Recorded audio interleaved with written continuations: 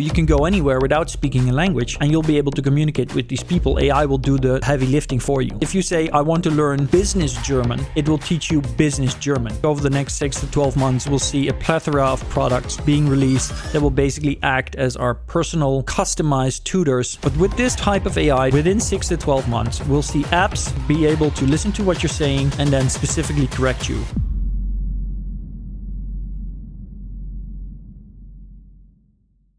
Cool, let's do something new. Today I received a message from Lieselotte Burgi. I hope I pronounced that correctly. And if I'm not mistaken, she is a German teacher, or at least she works. Yes, so she has a company called Duidelijk Duits, which is aimed at training, I guess, Dutch people mostly in the usage and the mastery of professional German language. And she asked me some questions in regards to artificial intelligence and the future of language acquisition or learning new languages. So I decided to answer her questions to the best of my ability, of course. I am not a prophet. I don't have a telephone line into the future. I don't know exactly what's going to happen, but I can make some extrapolations based on my knowledge of today's world, and I can share my expectations. So she had a couple of questions. Actually, she had 4 questions for me, 5 even, and I will just do my very best to answer them, and hopefully it will be useful to you guys as well. Of course, before I get started, I need to do something which I've never done before, and that's I need to ask you to go and like and subscribe if you like my content. If you like what I'm doing, if you follow me already on LinkedIn or anywhere else and you like what I'm doing, please don't hesitate to go and like and follow me on LinkedIn or any other social media, because that really, really helps me out. I've made it my full-time job to be a future historian, as I call it. So not a futurist so much. I guess I am a futurist, but future historian is a term that I like, because what I do is I look at history and then I look where the trends are leading us in the future, right? And I hope that helps people, because my only goal is to help people understand what world we live in and where we're going.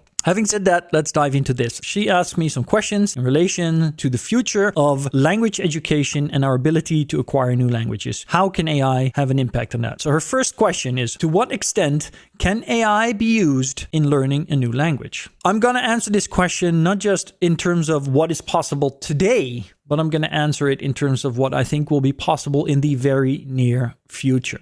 So if you're trying to learn a language today, you can already, of course, you can open ChatGPT Plus if you have a paid subscription, and you can find a custom GPT that will help you with translation or even to teach you a language. These models, there are several options available. You can go and check it out yourself. And basically, they will operate in the sense that you talk to it and it will ask you questions and it will then tell you how to say something. The problem there is that current AI models, pronunciation in languages other than native English are not always so great. I talk to ChatGPT every day, all the time, and I also speak Dutch with her, but her Dutch pronunciation sometimes leaves a little to be desired, because there's a kind of American twang in there, right? And of course, if we're trying to learn a language, one of the most important things we can do is to learn and pronounce that language correctly in the way it is pronounced in the country where it's from, by its natives, because that really helps with making sure that you're properly understood and taken serious. Of course, that's not so easy, but even if we cannot do it properly ourselves, we should always strive to have a teacher that, of course, doesn't make those mistakes. And of course, if artificial intelligence is not answering the questions with the right kind of accent, that's not good for us learning the new language. However, an argument can be made that it's already possible to learn new languages relatively cheaply from artificial intelligence like ChatGPT Plus in a way that, is very, very cheap and very, very effective and tailored towards your particular needs. But these custom GPTs, although they can do this, they were not necessarily built for that. So here's my projection for the next 6 to 12 months. Within 6 to 12 months, I guarantee you that we will see apps on the App Store, whether it be iPhone or Android, or available on desktop, that will be able to teach us any given language, basically any language in the world. There will be some exceptions, really complicated or remote languages, but basically anything else you will be able to learn from these AIs. Not just that, these AIs will be able to engage with you in the same manner as a human teacher could. They will be able to listen to you, listen to your pronunciation, and then correct you specifically on your mistakes, right? So no longer will we have the kind of language learning that we're used to from traditional learning if we wanted to do it on ourselves. For example, the Pimsleur method method, which is something you can download on Audible, and you basically repeat what they tell you, you repeat it, they say it again, you repeat it again. And that way you learn by doing, but there's no one that can actually help you by giving you direct feedback on what you're doing, right? But with this new type of AI, these large language models, within 6 to 12 months, we'll see apps that will be able to listen to what you're saying and then specifically correct you. And you will be able to ask them questions on specific things that you want to do. You'll even be able to go to a country and you will be able to walk around and then speak, have it recorded if you want to. And then you can, that evening, you can have a chat with your AI and you say, well, look, today I had all these conversations. We recorded them because you're wearing a necklace. For example, there's a necklace being released that records your conversations all day long. And then you can say, look, where did I make mistakes and what should I do better? So in terms of can AI be used in learning new languages? Yes, it can be. Already can be. And I think over the next 6 to 12 months, we'll see a plethora of products being released that will basically act as our personal customized tutors that understand our specific needs, that can listen to us, talk to us, and engage with us to help us to more quickly pick up new languages. So that's question one. Secondly, how important are nuances in different language registers, such as business language and street slang for AI models? Well, they're really not that important. I think, again, here, these models are really clever, right? So not only will they be able to kind of differentiate from one language to another, because it's not something the models are trained for. Like for those, many of you that are watching this or listening to this might understand this, but for those of you that don't, AI large language models like GPT-4 and Gemini, they're not being taught a language. Nobody's teaching them a language. Right? They basically get fed the data and eventually they learn how they can decipher language. That's what happens. It's an emergent ability, an emergent property. It's like a kid growing up that suddenly learns to speak a language. The difference is that these models do it much faster. You take 3 to 6 months to train a model, and in 3 to 6 months, this model, based on the data that it's been fed, basically knows every language in the world, or most of them. And it comes down to really subtle mistakes or differences by the end of it. And those differences, those mistakes are getting less and less to the point where these models are basically better at any language than any human, right? So, and this is going really rapidly. So how important are nuances in different language registers such as business language and street slang for AI models? They're not important for AI models. But I can tell you that these tools I spoke about earlier, these language training apps, within 6 to 12 months, not only will they will probably first just be able to teach you a language. But I guarantee you, in a year and a half from now, the same tool, the same AI tool that you can download to learn any language, and you ask it, you want to learn German, for example. Then if you say, I want to learn business German, it will teach you business German, and it will specifically alter its understanding of language to fit that specific need. There's no limitation there. Absolutely no reason to expect that there will be a problem and that will offer specific niche opportunities for human teachers still to be in the loop. I'm sorry about that, but it just won't. So I hope that wasn't what you're hoping for, but yeah, there's no impact there. Question number 3. What is the impact of cultural differences on the effectiveness of AI in language acquisition? So again, this question is a little open to interpretation. If you're asking, is there a cultural differences that have an impact on the AI in terms of learning the language? No.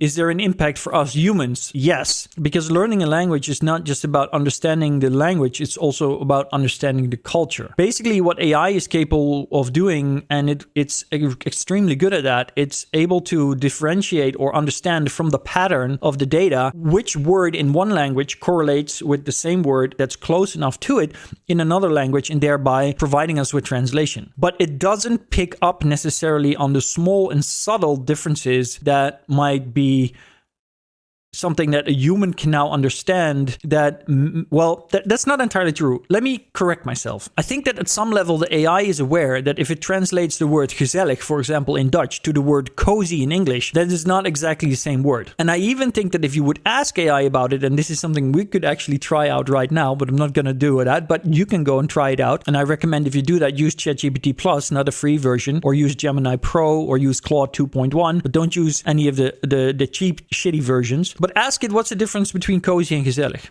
I am pretty sure that we'll come up with an answer. I'm pretty sure that it will have some understanding of what the difference is. However, when you're using these tools to learn a new language, it might not always make you aware of these small, subtle differences because it's just trying to teach you the language. However, as I said in the first answer to the first question, I believe that we will have tools available that will be able to interact with us directly. And so in a year from now, if you're learning German through an app and you ask that app, well, I learned this German word for this Dutch word, but I have the feeling that they're not exactly the same thing, then it will probably be able to answer that question for you and help you understand the subtle differences. So again, what is the impact of cultural differences on effectiveness of AI in language acquisition? I think they're going to be negligible. Wonderful word, negligible. I think they're not going to be very important. And I think that even if AI is not capable of understanding these very subtle differences, then it still won't matter because it will be able to teach you the language to such a level of proficiency that you will very quickly understand those differences yourself and find out how they impact your language use. So,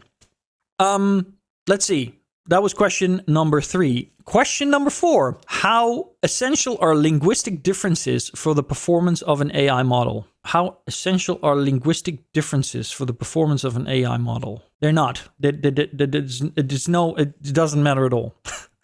I think the important thing to realize here is that these AI models are not being trained to learn a language. They're basically being fed an incredible amount of data, and they learn to see patterns in that data. And once they understand the patterns, they are capable of seeing the same pattern in different data sets. And that's a simplification, but that's the best I can do to explain it. And so ultimately, linguistic differences don't matter. Basically, the AI holds in its kind of imagination 2 models of the 2 languages that you're trying to translate. It will say, look, here's German and here's English, and it is a 3-dimensional cloud, and each word in the cloud represents a location or a coordinate. And I can say, well, this coordinate in that cloud corresponds with this coordinate in the cloud of English between German and English, and therefore these 2 words are the same. And it's far more complicated than that, but that basically is what it comes down to. So linguistic differences doesn't matter. It's all part of the calculation. It's all part of the model. Final question. What innovations in the field of second language acquisition can we expect in the near future?